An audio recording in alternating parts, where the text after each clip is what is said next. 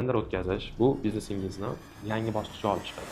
Kichik bir sirni yoritib o'tamiz. Ishlab chiqaruvchilar va biznes egalari bu holatda mani juda yaxshi tushunishadi. Necha pul daromad qilsa bo'ladi?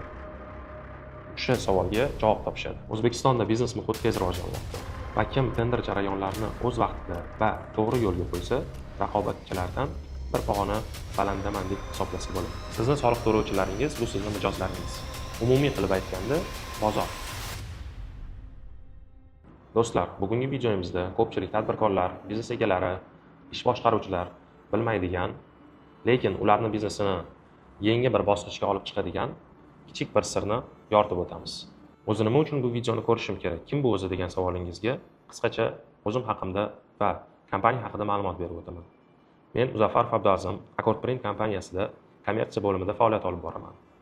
Accord Print kompaniyasi 2017-yilda tashkil topib, qadoqlash, ya'niki gibkay upakovkada O'zbekiston va O'rta Osiyo miqyosida yirik o'yinchilardan biri bo'lib hisoblanadi.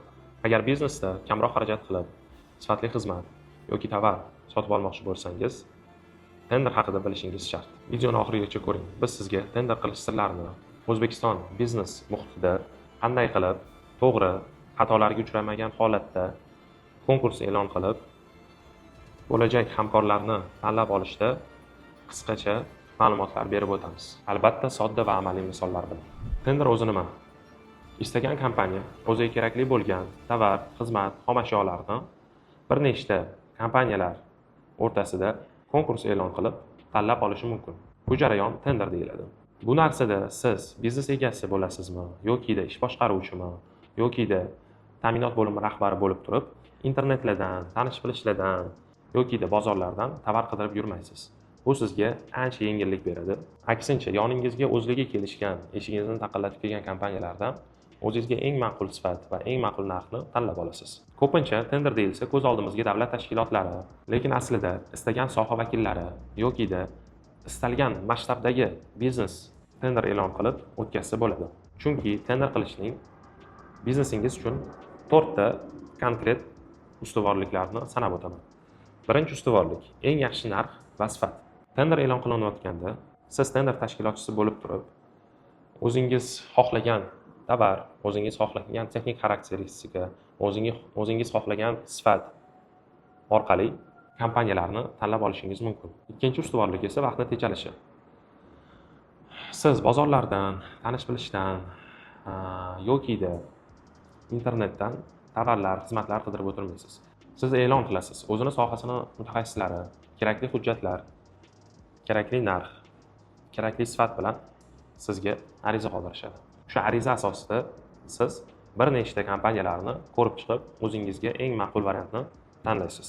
Uchinchisi esa shaffoflik va adolatlik. Siz investorlar uchun, xodimlaringiz uchun shaffofligingizni, ya'niki adolatligingizni ko'rsatib o'tasiz.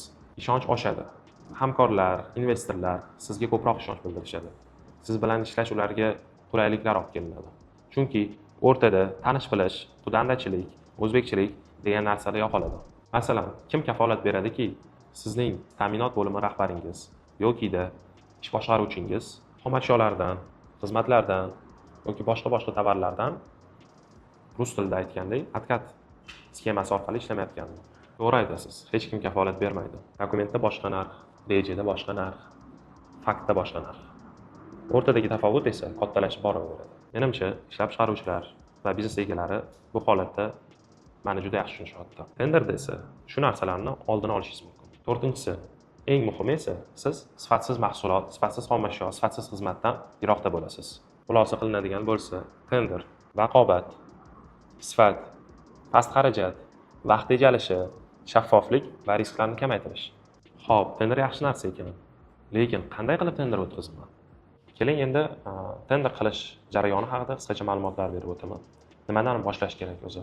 Avvalambor o'zingizni rasmiy veb-saytlarda yoki ijtimoiy tarmoqlardagi sahifalaringizda e'lon qilasiz. Masalan, siz muzqaymoq ishlab chiqaruvchisiz. Men 2025 yakuniy 2026-yil mobaynida muzqaymoqlarim uchun upakovka, ya'niki qadoq mahsulotlariga 20 tonnalik zakaz e'lon qilmoqchiman. O'shanga qarab tender ochiladi. Bu yerda hajmni ya'ni taxminiy hajmni aytib o'tish juda muhimdir. Birinchidan, aniqlik beradi. Qatnashayotgan kompaniyalar o'zi bu yerda necha pul daromad qilsa bo'ladi? O'sha savolga javob topishadi. Ikkinchidan, vaqtni tejaydi. Juda ham qimmat yoki o'ta arzon, sifatsiz mahsulotlar ishlab chiqaruvchilar, ya'ni kompaniyalar bu tenderda qatnashmaydi. Uchinchisi va eng muhimi esa ishonchni oshiradi. Tender shaffof ko'rinadi. Bo'lajak hamkorlaringiz va shu tarzda doimiy ishlab kelayotgan hamkorlaringiz sizni jiddiy qabul qilishadi. E'lon berilgandan keyin ishtirok etmoqchi bo'lgan kompaniyalarga muddat qo'yiladi. Xohlang 1 hafta, xohlang 1 oy, xohlang 10 kun. Shu vaqtni ichida ular siz yo'naltirilgan texnik parametrlar, siz yo'naltirilgan hajm bo'yicha sizga optimal, o'zligiga eng ma'qul bo'lgan taklifni va narxlarni berishadi. Keyingi yakuniy etap esa o'sha kompaniyalar orasida o'zingizga eng ma'qul bo'lgan kompaniyani, eng ma'qul bo'lgan sifatni va narxni tanlab olasiz va g'olibni e'lon qilasiz. Xulosa qilib aytganda, tender o'tkazish bu biznesingizni yangi bosqichga olib chiqadi. Biznesingizga yaxshiroq sifat, narxlarni nazorat qilish, hamma kerakli bo'lgan tadbirkorga va ish boshqaruvchiga kerakli bo'lgan richaglarni beradi. O'zbekistonda biznes muhit tez rivojlanmoqda va kim tender jarayonlarini o'z vaqtida va to'g'ri yo'lga qo'ysa, raqobatchilardan bir pog'ona balandaman deb hisoblasa bo'ladi. Endi kelinglar xulosa qilamiz. Nega davlat tashkilotlari tenderlar e'lon qilishadi? Chunki soliq to'lovchilar o'zligi berayotgan, sarflanayotgan pullarini qayerga va qay tarzda ketayotganini nazorat qilishligi mumkin. Sizni soliq to'lovchilaringiz bu sizni mijozlaringiz.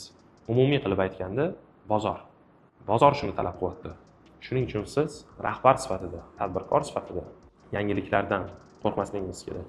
Xodimlaringiz uchun namuna bo'lishingiz kerak. Savollar bo'lsa, kommentariyada yozib qoldiring.